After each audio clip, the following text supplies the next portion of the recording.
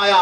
آپ فرماتے سنیے، فرمایا حضور اپنی امت سے، حضور اپنی امتیوں سے اتنے باخبر ہیں کہ اگر سرکار کا کوئی امتی سرے بازار چل لگا ہو اور بازار چلتے ہوئے اس کے پاؤں میں کانٹا چبھ جائے تو فرمایا کہ اس کو تکلیف بعد میں ہوتی ہے، پہلے خبر مدینے پہنچ جاتی ہے۔ النبی اولا بالمؤمنین من انفسہم، لو پھر قرآن پڑھا آپ کے سامنے، نبی مومن کی جان سے بھی زیادہ قریب ہے۔ ہاتھ اٹھا کر بولیے سبحان اللہ۔ نبی مومنوں کی جان سے بھی زیادہ قریب ہے۔ کہنے لگے جان سے زیادہ قریب ہیں تو پھر فرشتے درود و سلام کو لے کر آتے ہیں۔ میں نے کہا اللہ کریم حبل الورید وَنَحْنُ أَقْرَبْ إِلَيْهِ مِنْ حَبْلِ الْوَرِيدِ، اللہ شیرک سے بھی زیادہ قریب ہے، لیکن کرامن کاتبین کیوں ہیں؟ توجہ، میں نے کہا یہ اعمال کیوں پیش کرتے ہیں؟ اللہ تو علیم بذات الصدور ہے، اللہ تو عالم الغیب والشہادہ ہے۔ تو کہنے لگے سرکار اللہ کی بارگاہ میں فرشتے اس لیے اعمال پیش کرتے ہیں چونکہ یہ دربار رب کا ہے، تو اس دربار کے آداب یہ ہے کہ بادشاہ جانتا سب کچھ ہے لیکن خدمتگار رکھے ہیں وہ پیش کرنے آتے ہیں۔ میں نے کہا بالکل اسی اصول کے اوپر ساری مخلوق میں جو بادشاہ ہے میرے مصطفیٰ کریم ہے۔ میں بار بار مخلوق کہہ رہا ہوں تاکہ شائبہ نہ لگے کہ جوڑ رکھے ہیں۔ میں نے کہا میں کون ہوتا ہوں جوڑنے ملانے والا؟ سبحان الذی اسرا پڑھ کے دیکھیں، رب شب معراج خود بلا کے ملتا ہے۔ سورہ نجم پڑھ کر دیکھیں، ثم دنا فتدلی فکان قاب قوسین او ادنی۔ میں نے کہا میں کون ہوتا ہوں جوڑنے ملانے والا؟ ارے وہ خالق ہے، یہ مخلوق میں سب سے افضل ہیں، بس اتنا جانتے ہیں کہ اللہ نے مصطفیٰ کو اتنا چاہا ہے کہ جب مصطفیٰ کریم سے محبت کا ارادہ مضبوط فکر کے فرمایا پیارے اب آ جا، تیرا دیدار کرنا چاہتا ہوں، حریم ناز میں بلا لیا۔ نعرہ تکبیر، نعرہ رسالت، نعرہ رسالت، نعرہ تحقیق، نعرہ پائندر سورک، نعرہ حیدری، سرکار کی آمد، تاجدار ختم نبوت، تاجدار ختم نبوت۔ اللہ اکبر، مدینے والے کی خبر تو دیکھیے آپ، ہجر نبی میں آہ کہاں بے اثر گئی، تڑپے جو ہم یہاں تو مدینے خبر گئی۔ فریاد امتی جو حال، جو آہ کرے حال زار میں، ممکن ہی نہیں کہ خیر البشر کو خبر نہ ہو۔ اللہ اکبر، سرکار پر ہمارے ماں باپ بھی قربان، سرکار پر ہماری اولاد بھی قربان۔ یہ عقیدہ ایسے دل کو ملتا ہے جو سرکار کے لیے رقت کا جذبہ رکھتا ہے، نرمی کا جذبہ رکھتا ہے۔ جو اپنے ماں باپ سے بڑھ کر حضور سے پیار کرے اس کو یہ جذبات نصیب ہوتے ہیں۔ یہ عقائد جو امت کے علماء نے تسلسل سے بیان کی ہیں وہ عقائد نصیب ہو جاتے ہیں۔ اللہ اکبر، رؤوف بھی ہیں، رحیم بھی ہیں، رؤوف بھی ہیں، توجہ، مہربان ہیں، بولیے سبحان اللہ، مہربان ہیں۔ فرمایا یہ رسول جو ہم نے تمہیں دیا ہے یہ رؤوف بھی ہے، مہربان بھی ہے۔ سورۃ توبہ پڑھ رہا ہوں، فرمایا رحیم، یہ رحمت والا بھی ہے، یہ رحمت تقسیم کرنے والا بھی ہے۔ میں یہاں پر اٹک گیا، میں نے کہا سرکار رحیم کیسے ہیں؟ دنیا میں تو بڑے نظارے رحمت کے دیکھے۔ اللہ اکبر، ایک محبت طبعی ہوتی ہے کہ انسان ماں سے بڑا پیار کرتا ہے۔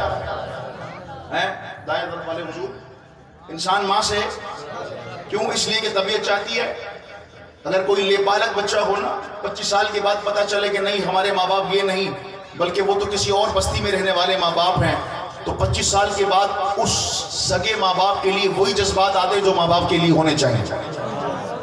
یہ بات ہم صحیح کہہ رہے ہیں؟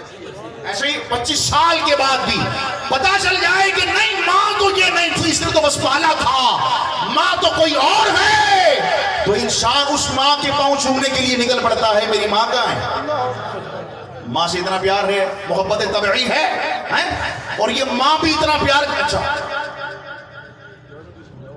جو قابل تھے نا ان سے تو سب نے پیار کیا۔ علامہ فرید صاحب ماشاءاللہ میرا لگایا ہوا ہے، سب نے حضرت سے پیار کیا. میں نے کہا میرے جیسے گناہگار سے کون پیار کرتا؟ گنبد سے آواز آئی کہ مصطفیٰ ہے نا تجھے چاہنے کے لیے. ہمارا تو سہارا حضور ہے. دیکھو جو قابل ہیں ان سے ساری دنیا پیار کرتی ہے. ڈاکٹر صاحب السلام علیکم. کیسے امام صاحب حضور کیسے آپ خیریت سے ہیں؟ حضور ایسے سب کو جو قابل ہیں دنیا ان سے پیار کرتی ہے, ان کا ادب کرتی ہے, ان کا احترام کرتی ہے. ارے محبت تو یہ ہے کوئی نکما ہو اور ماں نے سینے سے لگایا ہوا. محبت قابلوں سے تو ساری دنیا نے پیار کیا. ارے پیار تو یہ ہے جس کو دنیا دھتکارتی ہے, ماں اسی سب سے نکمے بیٹے کے لیے اپنے دل میں زیادہ محبت رکھتی ہے. اس سے کیا بنے گا؟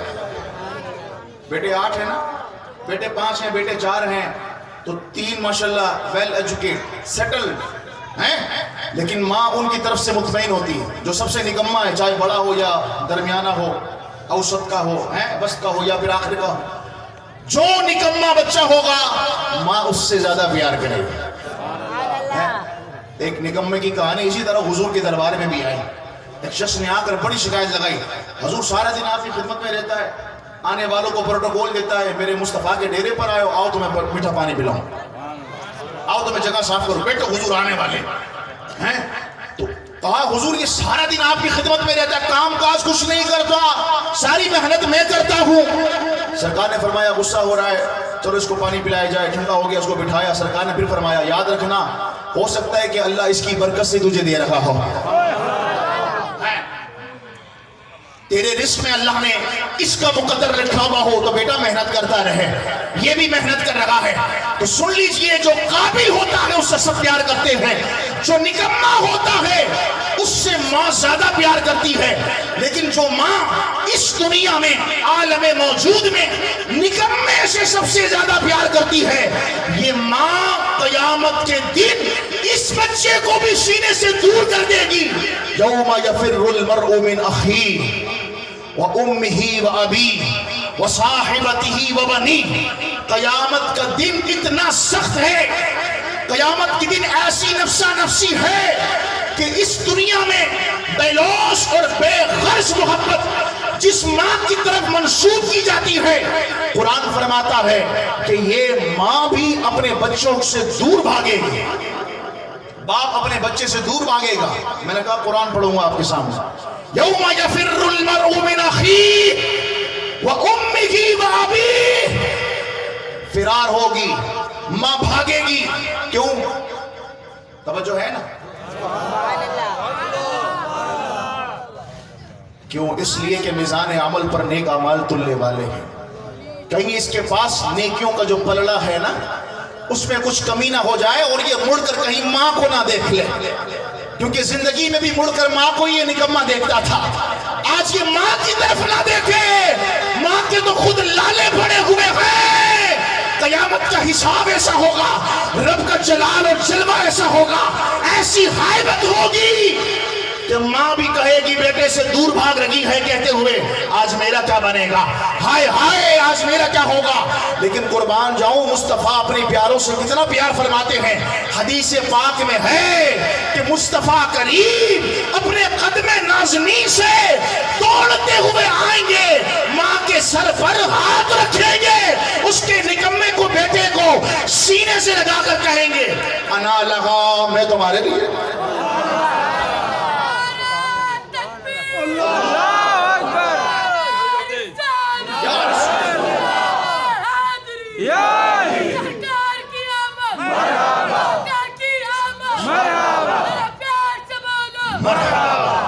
اللہ اکبر.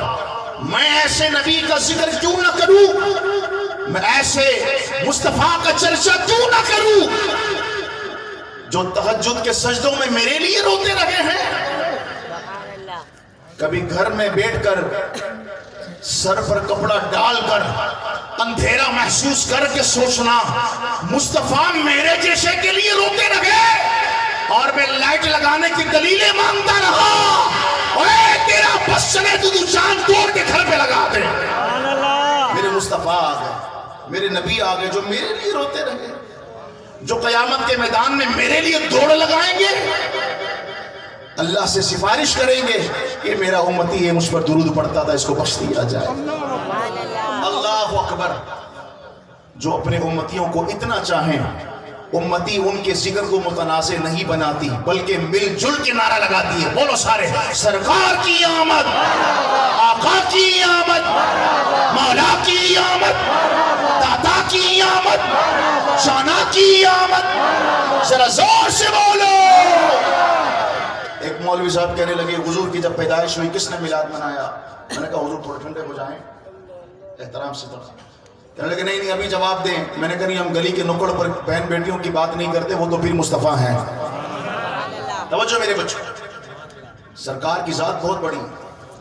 گلی کے نکڑ پر بیٹھ کر ہم بہن کی بات کرتے, بولو اپنی بیٹی کی بات کرتے نہیں کرتے, کیوں سرکار کی بات کیوں ہو رہی؟ تو پھر ہم نے ان کو سمجھایا. میں نے کہا پہلے آپ فرشی نشست ذرا بچھائیں, کمکمے لگائیں, ذرا ایک ماحول بنائیں میلاد کا, پھر ہم آپ کو بتائیں گے کہ جب سرکار کا میلاد یعنی پیدائش ہوا نا تو پھر کس نے جشن منایا. کہنے لگے ہاں جس رات سرکار پیدا ہوئے. توجہ سے سنیے گا میرے بھائی, کوئی کسی کو ہم کر کے سائز نہیں کر رہے, جواب دے رہے ہیں صرف سوال کا. آپ سن کر خوش ہوں گے اس لیے کہ ہم جب مکے کی شب کو دیکھتے ہیں کہ جس شب کے اندر حضور کی کیا ہوئی, بولو سارے, پیدائش ہوئی. کیا ہوئی؟ پیدائش. تو کہنے لگے کس نے میلاد منایا, کس نے اپنا گھر روشن کیا, کس نے جھنڈا لگایا؟ میں نے کہا سارے حوالے پڑھیں گے, ابھی وقت نہیں ہے, لیکن صرف اتنا کہوں گا اگر آپ یہ پوچھیں کہ کون سرکار کے میلاد پر خوش ہوا, کس نے خوشیاں منائی, تو وہ کہنے لگے مکے کے اندر 400 گھر تھے, مکے کی گلیاں 18 تھیں, سارے سے گنا رہے. مکے کے اندر تو اتنے ساری وہ برادریاں رہتی تھی, قریش برادری اور اس کے قبائل رہتے تھے, کس نے خوشی منائی؟